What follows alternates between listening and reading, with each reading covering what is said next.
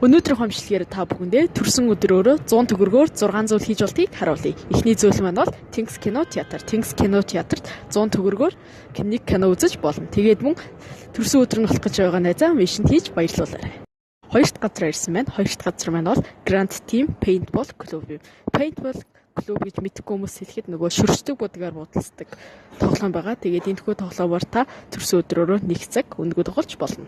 Гурав дахь газартаа ирсэн байна. Гурав дахь газар маань бол парк байлаа. Парк дээр та төрсөн өдрөөрөө 5 тоглоом дээр өнгөө тоглож болох юм. Дөрөв дахь газар маань бол мөн парк дээр байгаа. Паркийн боулингийг та төрсөн өдрөөрөө 1 тоглолт өнгөө тоглож болох юм.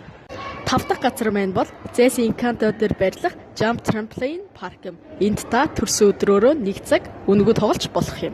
6 дахь буюу сүүлчийн газар маань бол мөн Zes-эн дээр байрлах Дүүдэн хүүхдийн музейгээр 2 цаг төрсөн өдрөөр өнгөө тоглож болох юм.